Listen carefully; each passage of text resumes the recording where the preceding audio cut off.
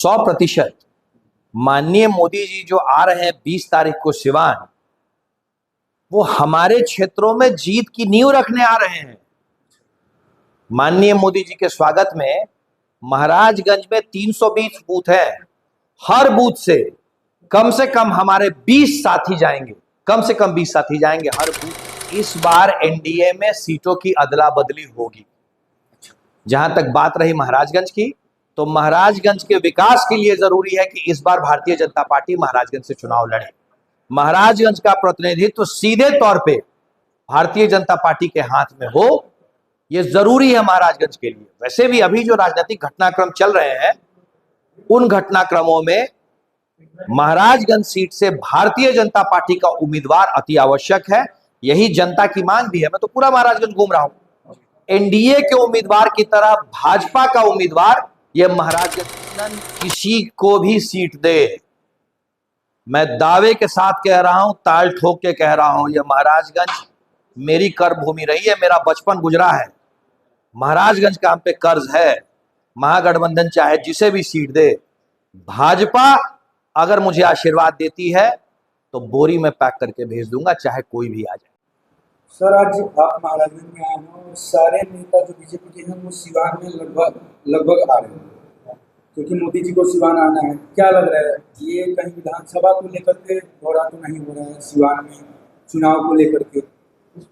100% माननीय मोदी जी जो आ रहे हैं 20 तारीख को सिवान, वो हमारे क्षेत्रों में जीत की नींव रखने आ रहे हैं। माननीय मोदी जी के स्वागत में महाराजगंज में 320 बूथ है। हर बूथ से कम हमारे 20 साथी जाएंगे, कम से कम 20 साथी जाएंगे हर बूथ से। महाराजगंज में चुनावी शंखनाद हम लोगों ने कर दिया है और माननीय मोदी जी को ऐतिहासिक रूप से महाराजगंज की सीट जीत करके इस बार हम लोग देने का वायदा करेंगे।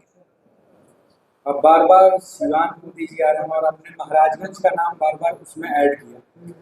महाराजगंज कई वर्षों से जेडीयू का सीट रहा है, क्या इस बार महाराजगंज में बीजेपी लड़ेगी क्या?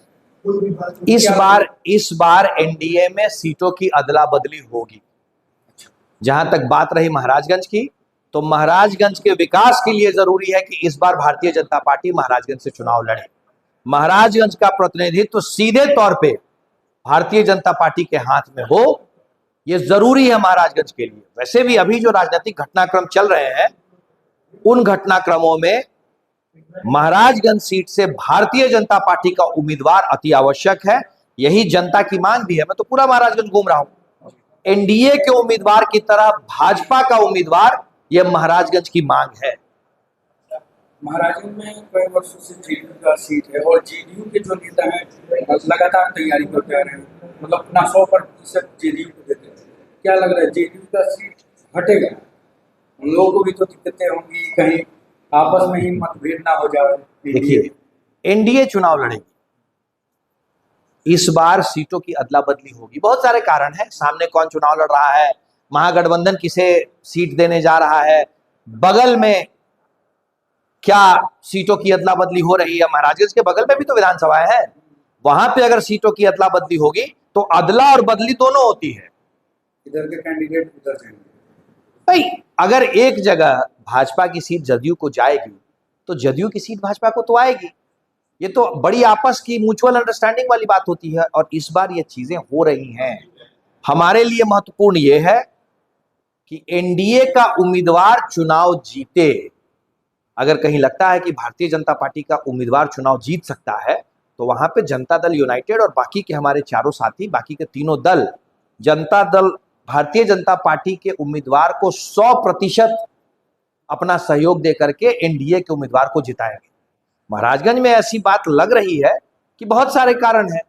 सामने महागठबंधन से कौन चुनाव लड़ेगा, बगल में जो सीटें हैं हमारी, बनियापुर है, बगल में और दरौंदा है, उसके बाद तरैया है, और अगल बगल का जो हमारा राजनीतिक भौगोलिक क्षेत्र है, वहां पे क्या हो रहा है। इन सब के बाद ऐसा लग रहा है कि महाराजगंज में भारतीय जनता पार्टी का उम्मीदवार चुनाव लड़ेगा और पूरा का पूरा एनडीए, उसमें चाहे जेडीयू हो, चाहे चिराग जी की पार्टी हो, हम हो, उपेंद्र कुशवाहा जी की पार्टी हो, हर पार्टी जो सिंबल पे चुनाव लड़ेगा, अगर भाजपा का सिंबल रहता है तो भाजपा के सिंबल को मदद करके जिताएगी, क्योंकि इस बार महत्वपूर्ण है महाराजगंज से एनडीए का उम्मीदवार जीतना। पिछली बार हम चुनाव हार गए थे, इस बात को हम भूले नहीं है। कहीं ना कहीं आप बार बार एक पॉइंट और रख रहे हैं कि महागठबंधन से कौन लड़ेगा, इस पे भी डिपेंड कर रहा है महाराजगंज में बीजेपी की सीट। महागठबंधन में भी ये चर्चा है कि इस बार कांग्रेस का सीट हटा के आरजेडी से विनोद जायसवाल और कई लोग हैं जो अपना चुनाव प्रचार जोरों शोरों से महाराजगंज में करें। क्या यही मुख्य कारण है? क्या आरजेडी महागठबंधन किसी को भी सीट दे, मैं दावे के साथ कह रहा हूं, ताल ठोक के कह रहा हूं, यह महाराजगंज मेरी कर्म भूमि रही है, मेरा बचपन गुजरा है, महाराजगंज का हम पे कर्ज है। महागठबंधन चाहे जिसे भी सीट दे, भाजपा अगर मुझे आशीर्वाद देती है तो बोरी में पैक करके भेज दूंगा, चाहे कोई भी आ जाए, कोई भी आ जाए, कोई भी आ जाए। चुनाव महाराजगंज का ये बेटा ही जीतेगा अगर भारतीय जनता पार्टी और एनडीए अपना आशीर्वाद मुझे देती है तो। कहीं ना कहीं मोदी जी सिवान आ रहे हैं, तो विधानसभा चुनाव को लेकर ही आ रहे हैं, तो सिवान जिले से आसपास गोपालगंज हुआ, छपरा हुआ, क्या लग रहा है ये सिवान आने से, सिवान दोहरा से विधानसभा चुनाव में अंतर आएगा? क्या मोदी जी एनडीए को ही जाएगी? मोदी जी सिवान आ रहे हैं इस पूरे इलाके को विकास की नई सौगात देने।